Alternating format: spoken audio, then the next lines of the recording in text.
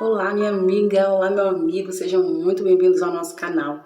Eu me chamo Virgínia e hoje nós vamos falar sobre a mulher exemplar. Pois é, você é essa mulher exemplar? Você conhece uma mulher exemplar? Eu tenho certeza que sim. Todos nós conhecemos alguma mulher que seja referência na nossa vida. Mas será que você está seguindo o exemplo dessa mulher?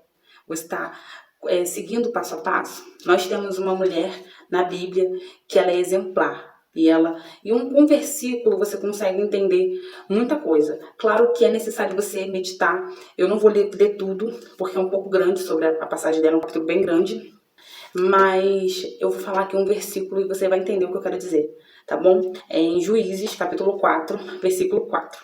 E Débora, mulher profetisa, mulher de Lapidote, julgava Israel naquele tempo. Vou ler só esse versículo, depois você lê todos os versículos que falam sobre ela, que é muito bacana a história dela, muito legal. Ela era uma mulher profetisa que julgava Israel. Eu acredito que ela foi a única mulher que julgou Israel. E é engraçado que esse versículo, ele, além de falar que ela profetiza, que ela julgava Israel, ela também era mulher de Lapidote. Ali ela era uma das mulheres mais importantes daquele tempo, né, dos juízes. Homens e mulheres iam até ela para julgar, né, a situação deles, né, e mesmo assim aqui fala que ela era mulher de Lapidote. Então a gente consegue entender que uma mulher, mesmo tendo tanta importância num lugar, tendo um cargo de liderança, ali fala mais tarde que Deus manda ela ir até Baraque, né, e falar, não, Deus mandou você ir lutar, né, pelo povo. E ele fala assim com todas as letras e fala, não, eu só vou se você for comigo. Porque ela era uma mulher de autoridade, ela era uma mulher forte naquele tempo, ela passava essa confiança. E ela fazia todos os julgamentos, tudo que ela fazia era debaixo de uma árvore, né? E isso fala também na Bíblia, que ela julgava o povo embaixo de uma árvore. Isso mostra que ela era uma pessoa transparente, ela era uma mulher que ela trabalhava com transparência e as pessoas confiavam nela. E isso é interessante porque mesmo tendo toda essa autoridade em Israel, ela era ainda submissa ao marido dela. Ela tinha autoridade fora de casa, mas dentro da casa dela, ela era submissa ao seu esposo, ela não tinha toda a autoridade. Algo tão importante para a nossa vida é um detalhe que faz toda a diferença. Será, minha amiga, que mesmo você sendo uma mulher tão ocupada, porque hoje em dia é um luxo, digamos assim, a esposa ficar em casa para o marido trabalhar. Muitas mulheres, não estou dizendo todas, nem estou dizendo que é certo ou errado, mas muitas mulheres precisam trabalhar, precisam, não é porque querem, é porque precisam trabalhar fora.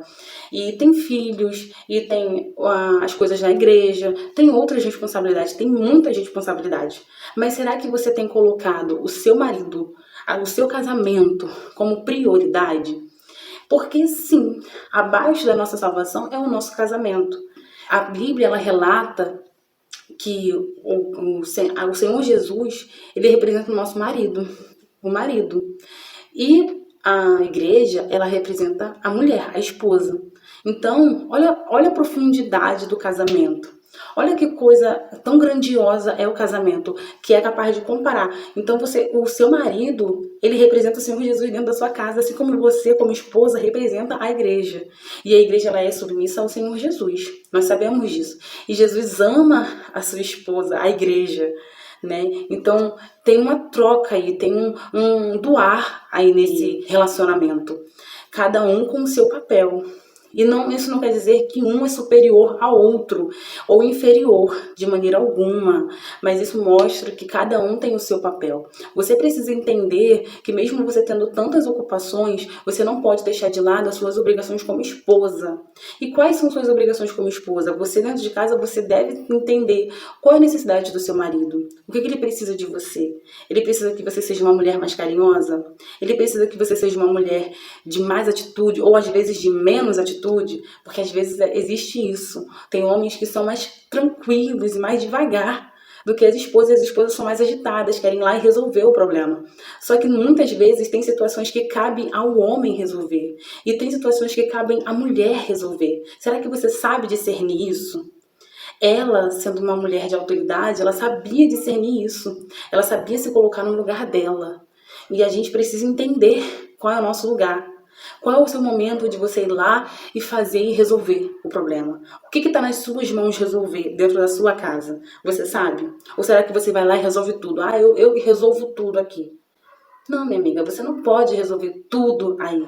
Porque tem coisas que não é para você resolver. Não estou dizendo que você não seja capaz, você é capaz. Deus te deu esse poder, essa responsabilidade não é sua, é diferente. Deus te deu capacidade, mas Ele não te deu responsabilidade para tudo, para fazer ir lá e resolver tudo. Não. Tem coisas que você precisa deixar o seu marido resolver, o seu marido ir lá e tomar atitude. Porque se você resolver tudo, às vezes você está diminuindo o seu marido. Ele não fala, e muitas vezes ele não fala. Mas você está gerando, às vezes, insegurança no seu marido. Você está gerando, às vezes, um mal-estar entre vocês dois. E aí você reclama, ah, meu marido não me dá atenção, ah, meu marido não faz nada por mim, meu marido não... Bom, você nem dá tempo, ele nem dá tempo de fazer alguma coisa por você. Ele não dá nem tempo dele ir lá e te oferecer alguma coisa, perguntar se você quer alguma coisa. Não, ele chega perto de você, você já vai falando, ah, resolvi isso, fiz aquilo outro, e não sei o que, não dá nem tempo. Eu não estou dizendo que o seu marido é perfeito e que ele é um pobre coitado. Não, não é isso. Mas existem situações que você precisa parar um pouquinho. Ela era uma mulher muito ocupada, né? Ela era uma líder, ela era responsável por Israel naquele tempo, responsável por julgar a Israel. Imagina quantas pessoas não deveriam ir a ela todos os dias, o dia inteiro. Então, assim, ela tinha muitas ocupações, ela tinha muitas responsabilidades, ela cuidava de um povo espiritualmente. Mas, dentro de casa, ela não era responsável por fazer tudo. E ela sabia o lugar dela. Então, será, minha amiga, que você não está sendo um pouco precipitada? É só você parar para pensar um pouquinho. Será que meu filho está realmente precisando disso? Ou será que eu estou dando a atenção que meu filho precisa? Que meu marido precisa? Às vezes você mora com pai e mãe dentro da tua casa. Será que você está dando aquilo que eles precisam? Porque às vezes a gente pensa que a pessoa precisa de algo. Às vezes você pensa que ele está precisando, que você vai lá e passa a roupa dele. Mas ele nem te pediu para fazer isso. Às vezes você acha que ele precisa que você vá lá e faça algo por ele, sei lá, uma comida lá, mas eu vou fazer essa comida aqui que ele vai gostar. Mas será que ele vai gostar, que ele tá com vontade de comer essa comida? Eu tô dando um exemplo aqui, bobos, mas para você entender, para ficar mais fácil de você entender. É necessário você se comunicar, você entender o que a sua família precisa. Eu aprendi que existe o jeito certo, o jeito errado e o meu jeito. E o jeito da pessoa. Tem, às vezes, você quer que faça tudo do seu jeito, você quer que seja tudo do seu jeito. Mas, às vezes, o jeito dele, o jeito do seu filho, da sua filha, o jeito da sua sogra, do seu sogro, do seu pai, da sua mãe, não está errado. Mas só que não é do seu jeito. E aí você acaba arrumando um problema, porque não está sendo feito do seu jeito. Eu entendo que você, como mulher, quer o melhor para sua família. Só que o melhor para sua família é quando todos estão bem, emocionalmente, espiritualmente. A necessidade de você cuidar da vida espiritual dos seus. O seu marido é sua primeira ovelha, a sua esposa é sua primeira ovelha. Cuide da vida espiritual dele também. Às vezes, não é falando. Você tem que ir na igreja. Não, às vezes é só orar. Eu conheço uma pessoa que me ganhou para Jesus, essa mulher. Ela era convertida e ele não, o marido dela não era convertido. E era muito complicado para ela. E mesmo assim ela ia, ela evangelizava, ela fazia as coisas na igreja. Ela me ganhou para Jesus, mas criticava a igreja o tempo inteiro. O tempo inteiro criticava a igreja, principalmente a igreja que ela ia. Passados alguns anos, e isso ela parou de ficar falando, reclamando. Não, ela só orou. Passou alguns anos, hoje ele está junto com ela na igreja, ela tem 3 filhos, 2 dos filhos dela já estão na igreja também.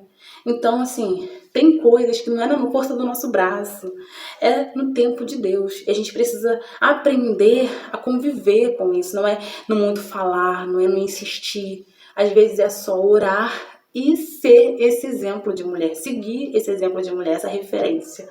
Entendeu, minha amiga? Então o recado que eu queria dar hoje era esse, tá? Espero que você entenda e você traga para sua vida de uma maneira especial, porque Deus, ele quer cuidar de você, assim como seu marido também.